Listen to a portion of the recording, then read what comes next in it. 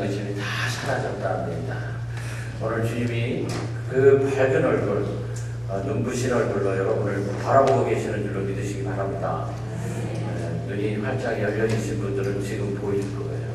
예수님의 그 찬란한 얼굴이 보여질 수 있기를 간절히 바랍니다. 오늘 말씀 에베소 2장 7절에서 10절에 있는 말씀 제가 봉독합니다. 에베소 2장입니다. 7절에서 10절 말씀. 이는 그리스도 예수 안에서 우리에게 자비하심으로써 그 은혜의 지극히 풍성함을 오는 여러 세대에 나타내려 하심이라.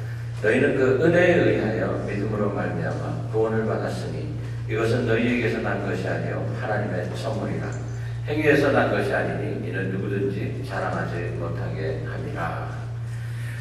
우리는 그가 만드신 바라 그리스도 예수 안에서 선한 일을 위하여 지으심을 받은 자니 이 일은 하나님이 전에 예비하사 우리로 그 가운데서 행하게 하려 하시니라. 아멘. 오늘 제목을 보면 은혜, 믿음, 그리고 기적의 순서입니다. 이렇게 정해봤어요. 자, 우리가 인생에서 기적을 체험하면 너무나 좋을 것 같습니다. 이게 결론이에요. 끝에 앞에 뭐가 있냐면 은혜가 먼저 나옵니다. 그 다음에 믿음이고 그 다음에 기적이란 말이죠. 이 기적을 체험하기를 위해서 그럼 앞에 것이 없으면 안 된다, 이런 말씀을 제가 드리려고 하는 겁니다. 은혜부터 시작을 해야 된다는 거예요. 내가 저 사람한테 기적이 일어났대 부러움만 하고 있으면 안 되죠. 내 것으로 만들어야 됩니다. 나도 기적을 좀 체험했으면 좋겠어, 이러고 싶죠. 그런데 이 순서에 따라서만 기적이 나와요. 그럼 어떡합니까? 이 순서대로 해야죠. 그렇죠? 자, 기적을 체험하려면 먼저 믿음이 있어야 되고, 믿음이 있으려면 은혜를 체험해야 되고, 이 얘기입니다. 여러분, 제가 한번 정말 원하는 질문을 좀 하고 싶어요. 정말 묻고 싶어요. 여러분, 기적을 원하십니까? 한 3분의 1도 안 되네. 없어. 괜찮아. 그냥 살는데 이러십니까? 여러분, 기적을 원하십니까? 아멘. 아멘. 그러면 예수님을 구세주로 하나님으로 믿으십니까? 아멘. 어떻게 그런 믿음을 가질 수 있었죠? 일단 대답 주고 묻는 거예요. 지금 뭐라 그래야 돼요? 은혜 때문이었습니다. 이렇게 대답할 수 있어야지 된다는 거예요. 이 논리를 이제 알겠죠? 지금도 그 기적을 생각하니까 눈물이 나옵니다. 감사가 넘쳐 흘러요. 저는요, 그 기적 때문에 절대로 예수님 배반할 수가 없습니다. 그 기적 때문에 저는 사람들만 보면은 당신도 예수 믿어야 돼 라고 전도합니다. 예수님 안 믿는 사람들을 보면요, 그렇게 불쌍할 수가 없어요. 이런 고백이 나올 수 있어야 되는 거예요. 이 순서에 따라서 한다 보면 지금의 나의 상태가 바로 그 상태가 돼 있어야 된다는 거예요. 그래서 첫째로 은혜는 먼저 어떻게 하면 받을 수 있느냐? 내가 누구인가를 알아야 은혜를 받습니다. 나는 누구였습니까? 나는 죄인이었습니다. 난 자격이 없습니다. 나는 용서받을 수 없는 사람이었습니다. 등등. 나는 아무것도 아니었습니다. 라는 것으로부터 시작해야 된다는 뜻이에요. 불의 명작인 벤허라는 영화 책으로 나왔던 그거 여러분 기억하시죠? 저는 제가 아주 어렸을 때 국민학교 다닐 때였던 것 같기도 하고 중학교였던 것 같기도 하고 굉장히 어렸을 때인데 벤허를 보고요, 일주일 내내 악몽을 꿨어요. 악몽을. 왜 그랬냐면 그 벤허의 누이가 문둥병에 걸린 게 그렇게 충격적이었어요. 일주일 내내 눈물을 흘리고 막 그랬어요. 불쌍해가지고. 아마 기억이 나실 거예요, 여러분.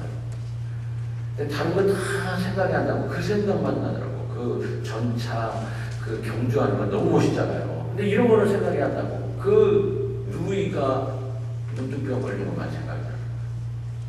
그래서 한참 고민을 했어요. 일주일 내내 잠을 못 자고.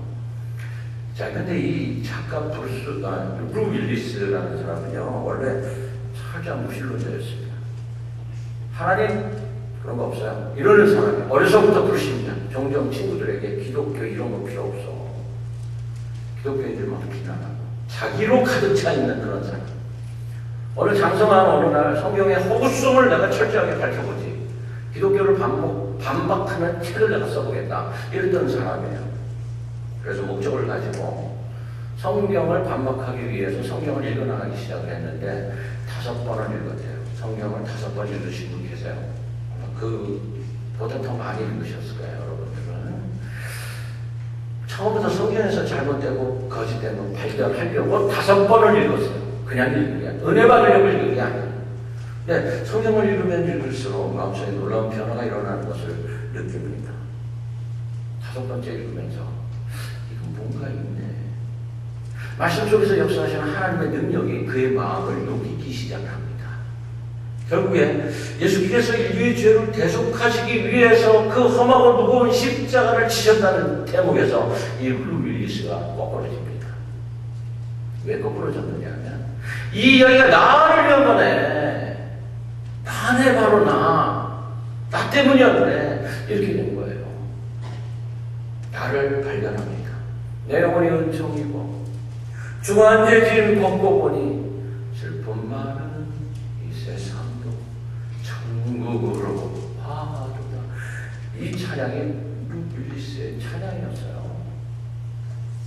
그 뒤 십자가 은혜에 감격해서 정말 영원하신 예수님의 그 사랑 안에서 살게 됩니다. 결국에 기독교 비판하려고 했던 돛을 꺾어버리고 배너라는 이야기를 써내려고 합니다. 이 영화를 보고 수많은 사람들이 예수를 믿게 되었어요. 이 예를 3단계로 설명을 합니다. 첫 단계가 은혜입니다. 윌리스와 하나님은 아무런 관계가 없었어요. 하나님 윌리스에게 먼저 말씀에 감격하는 은혜를 주셨습니다. 말씀 읽어보니까 나는 반박하는 책을 쓰려고 했는데 말씀 읽어보니까 이게 아니네. 감동이 있다는 것을. 그리고 자신이 엄청난 죄인이었다는 것을 알게 됩니다. 은혜가 자기를 알게 하는 것입니다.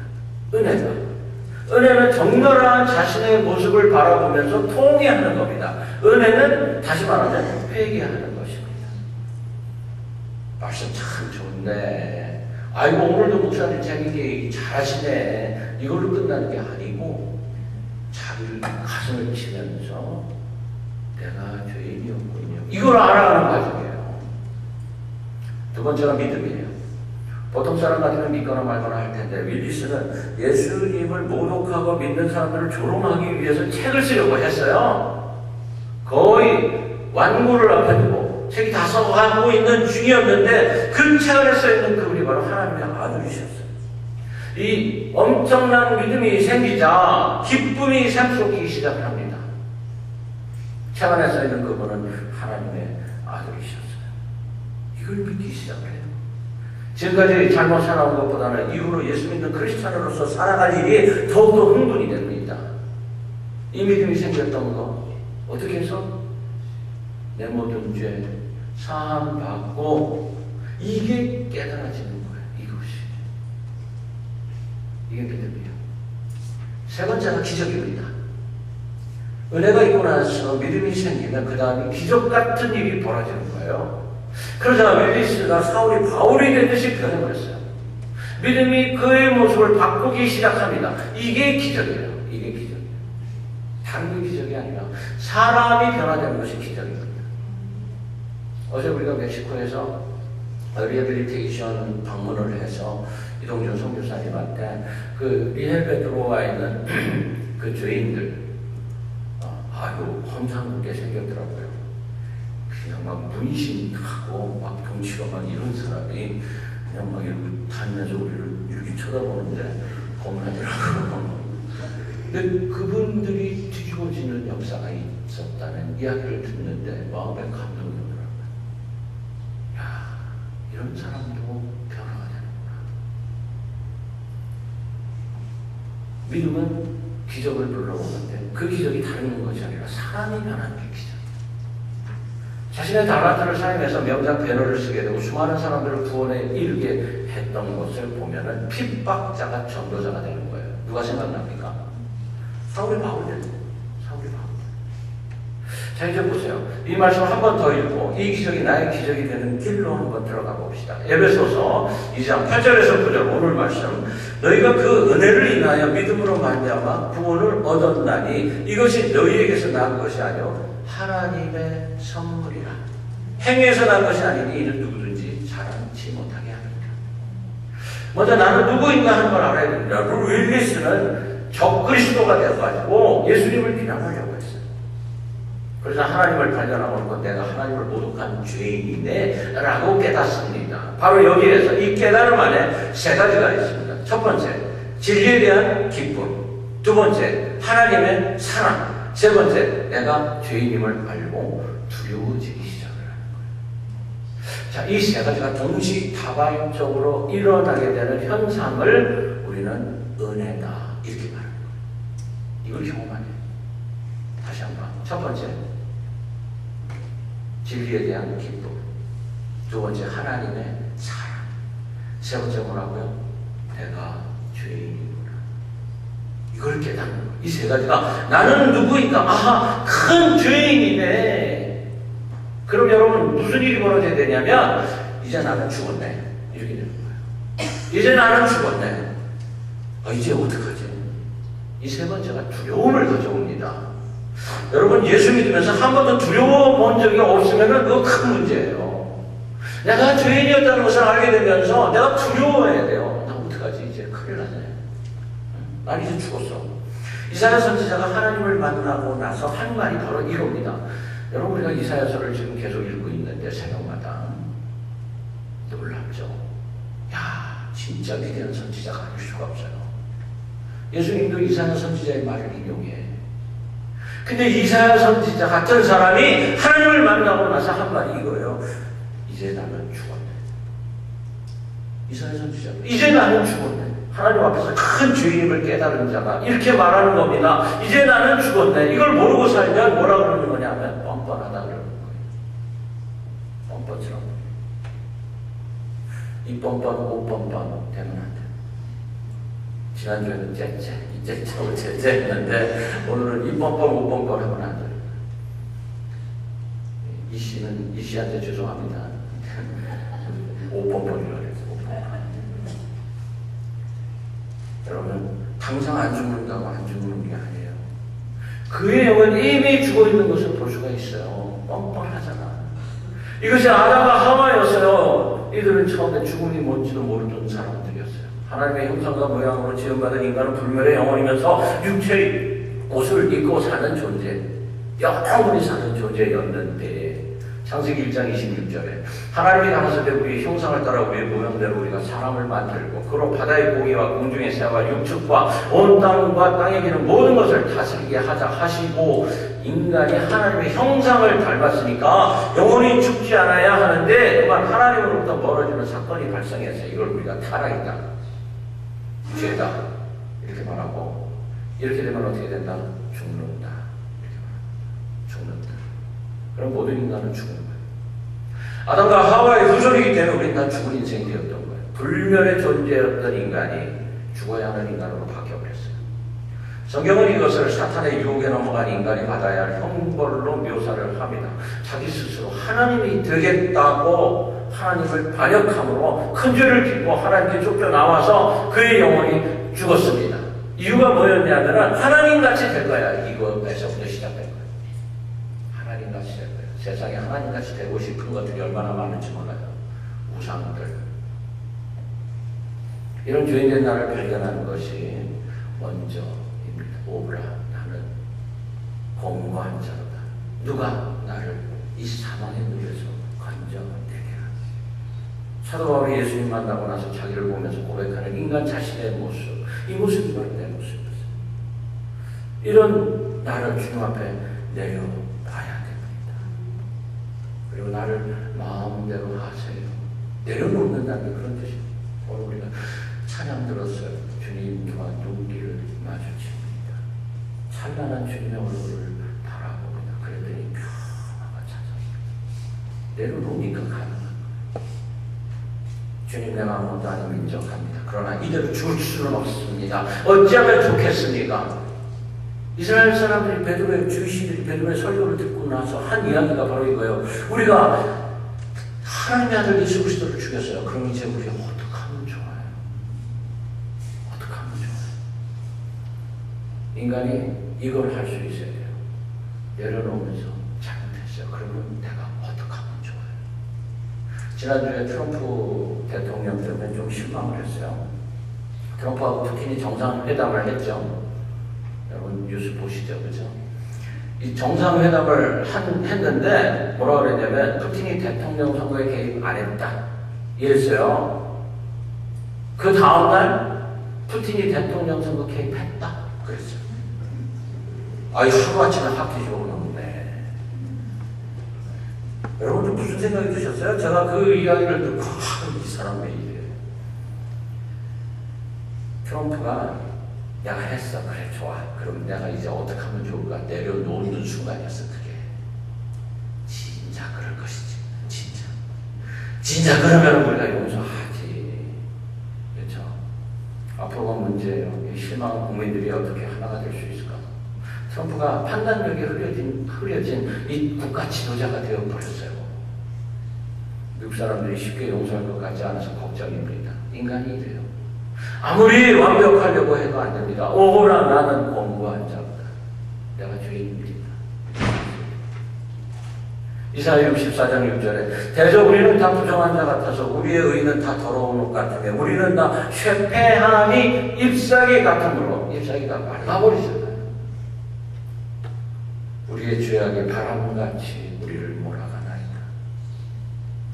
하나님 보시기에 우리가 의롭다고 하나 더러운 옷 같고 색바랜 나뭇잎사귀 같습니다. 그러나 의는 없나니 하나도 없다. 그래서 성경이 이렇게 말합니다. 그 행위로 의롭다함을 얻을 육체가 없다. 오늘 말씀입니다. 종교개혁자 마틴 루터가 하나님으로부터 구원받기 위해서 고생을 합니다. 한참 방에 가서 거기서 고행을 하기도 하고 오랫동안 금식하기도 하고 하나님 내 기도를 들어주세요 이러면서 고행을 해요. 아무리 고행하고 굶어봐도 마음의 죄사함을 얻을 수가 없고 평안을 얻을 수가 없었어요. 1510년에 로마 순례 중에 무릎에서 피가 나도록 빌라도의 계단이라는 데를 올라갑니다. 빌라도의 계단. 이거를 스칼라 산타 이렇게 말하는데 성계단 성당이 로마에 있어요. 이 빌라도의 계단 28계단이에요. 근데 이게 본래 거기 있으면 안 되죠. 어디 있어야 돼요? 이스라엘에 있어야지. 근데 콘스탄틴 황제와 시대에다가 그 계단을 반짝 들어가지고 로마에 갖다 놨어요. 거기 이제 순례 코스가 된 거예요. 거기를 마틴 루터가 올라갑니다. 유리조각을 막 깔아놔가지고 무릎으로 기어 올라가고 팔꿈치로 이렇게 기어 올라가야 되는데 막 피가 나는 거예요. 거기로 올라가는데 마음속에 하나님의 음성이 들립니다. 그게 바로 로마서 1장 17절. 복음에는 하나님의 의가 나타나서 믿음으로 믿음에 이르게 하다니 기록된 바 오직 의는 믿음으로 말미암아 살리라. 순식간에 깨닫습니다. 야 이거 가지고는 안 되네. 내가 이런 고행해가지고 구원받겠다고 말이 안 되는 얘기였었네. 그러면서 올라가다가 벌떡 일어나서 뒤돌아 서서 내려갑니다. 이때가 바로 종교개혁의 시발점이 되었어요. 오직 믿음으로 솔라티디. 얼마 전에 우리를 살리는 것이 나의 자랑이 아니라고 합니다. 오직 은혜가 아니면 살아갈 수 없는 우리라는 거예요. 그래서 제가 오늘 특별히 부탁을 했어요. 은혜 아니면 살아갈 수가 없네. 우리가 구원받았다 그럽니다. 이 구원, 은혜 아니면 살아갈 수가 없어요. 독생자 십자가의 죽음을 통해서 인간의 절망을 극복하신 예수 그리스도께서 우리에게 선물로 주신 게 바로 구원. 은혜를 받아야 되는 거예요. 이걸 내가 은혜로 받는 자가 구원받는 자가 됩니다. 이사야 53장 5절에 그가 찔림은 우리의 허물을 인하며 그가 상함은 우리의 죄악을 인하니라. 그가 징계를 받음으로 우리가 평화를 누리고 그가 채찍에 맞음으로 우리가 나음을 입었도다. 할렐루야. 예수를 구주로 믿는 자마다 멸망하지 않고 영생을 얻게 하려 함이니라. 고린도후서 5장 17절에 그런 중 누구든지 그리스도 안에 있으면 새로운 피조물이라. 이전 것은 지나갔으니 보라 새 것이 되었도다. 여기까지가 바로 믿음입니다. 구원에 대한 확실한 믿음은 이걸 깨닫게 되는 거예요. 그래서 나는 이제 새로운 피조물이야. 나는 크리스찬이야. 이렇게 선포하죠. 네, 여러분, 우리가 여기까지만 와 있는 게 문제예요. 여기까지만 와 있는 게 믿음이 있는 상태. 그 다음으로 넘어가야 돼. 은혜, 믿음, 그리고 뭐? 좀 띄워보지. 기적. 기적이 있어야 돼요. 왜 믿음에 굴복이 있죠? 어떤 때 믿음이 있는 것 같은데 어떤 때 믿음이 전혀 없는 사람같이 내가 느껴질 때가 있어요. 목사님 지금까지 한 말 다 이해가 되는데 왜 나한테 기쁨이 없지요? 라는 생각이 들지 않아요? 고개 끄덕이는 사람이 제법인데 이유가 있어요. 인생에서 어쩌다가 은혜 받아서 믿음은 생겼는데 그 다음 단계가 빠져있기 때문이에요. 그 다음 단계가 기적으로 들어가는 길인데 그 기적으로 들어가는 길은 반드시 필요한 것이 빠져있기 때문이에요. 그게 뭘까요, 여러분? 어떤 분은 눈치를 채실 수가 같아. 바로 성령님이 도우셔야 돼요. 성령께 의지해야 돼요. 사실은 내가 깨달은 은혜였고 내가 깨달은 믿음이 아니었습니다. 내 지식과 지혜로 깨달은 믿음이 아니었습니다. 보이지 않는 성령님이 계셨기 때문에 내가 그렇게 한 거라는 것을 모르고 살고 있는 거예요. 잊어버리고 살고 있는 거예요. 그래서 그 다음에 기적으로 들어가기 위해서 반드시 필요한 것이 성령의 도움이고 그 도움 때문에 내가 교회 나오고 있다는 걸 깨달아야지 되는 거예요. 제가 우리 교회에 와서 말씀 묵상합시다. 성교합시다. 영성을 받읍시다. 이걸 하기 위해서 반드시 필요한 것이 뭐라고요? 성령. 충만으로 하나가 되어야 돼. 왜냐하면 묵상 체험마다 제가 보냈는데 하기 힘들어요. 목사님이시니까 하시지. 목사님은 혼자 하시지. 왜 자꾸 우리 힘들게. 내가 얼마나 바쁜데 다 이해합니다. 근데 해야 돼요. 왜냐하면 말씀 묵상이 나의 매일의 양식이 되어야 영적으로 살아날 수 있기 때문이에요. 이거 대단히 힘든 훈련인 줄로 압니다. 어려운 걸 이해해요. 그러나 영적으로 민감하게 되기 위해서 하나님 음성을 들으면서 이 땅에 살아가기 위해서 말씀을 안 읽으면 안 돼요. 읽어야 돼요. 그리고 묵상을 해야 될 것이 됩니다. 노력하지 않고 되어지는 일이 어디 있어요? 그리고 선교해야 합니다. 마태복음 28장에 예수님 유언이기 때문에 예수님 나의 구원자 아버지로 아는 내가 자식된 도리로 이 유언을 이루어드려야지. 교회가 선교하면 축복받습니다. 개인도 선교하면 축복받습니다. 제가 목사로서 이 축복받는 길을 말하지 않는다 그러면 저는 목사 아니에요. 왜 성도들이 축복받지 못하게 방해를 합니까? 안 하면 나쁜 목사 되는 거죠. 나쁜 목사. 그런데요, 목사님, 저는요, 하루 먹고 살기도 힘들거든요. 자꾸 돈 내라 그러지 마세요, 목사님. 부담돼요. 갑자기 목사님 목 싫어지기 시작했어요. 이렇게 미워지기 시작했어요. 다 알아요. 예수님도 우리 형편 알아요. 그런데요, 예수님이 물질의 축복을 주실 수 있는 분이십니다. 내가 희생하면 예수님이 감동을 하세요. 뭐라고 그러시냐면, 야, 너 그 어려운 중에도 네가 나를 위해 이런 일을 하는구나. 그러시면서 여러분 눈물을 흘리세요. 얼마나 감동이 되는지. 그리고 특별히 그 사람을 더욱 이뻐하세요. 제가 이걸 아는데 어떻게 말하지 않을 수가 있겠어요? 성도들이 축복받는 일이 보이는데 어떻게 안 말해요? 말해야 돼. 얘기할 수 있어야 돼. 축복은 절대로 저절로 하는 것이 아니더라고요. 아브라함은 고향을 떠나야 됐고, 야곱은 환도뼈가 부러져야 했고, 다윗은 사울의 살해 위협을 당해야 했고, 예수님 십자가의 고난 당해야 됐고, 베드로는 거꾸로 십자가에서 죽어야 했고, 바울은 목이 잘려 죽었고. 근데 우리가 이 사람들이 비참한 저주받은 사람들이다, 절대 이렇게 말하지 않습니다. 그렇다고 지금 우리 보고 이런 고행을 하라는 건 절대 아니에요. 여러분들이 그러는 거 아니에요. 우리는 이분들의 은혜로 믿기만 하면 살 수 있는 축복받은 사람들이 되었어요. 이 축복이 내 것이 되게 하고 유지하려면 계속해서 믿음의 정진이 필요한 거죠. 앞으로. 중요한 건 이 일을 하게 하시는 분이 성령님이시라는 거예요.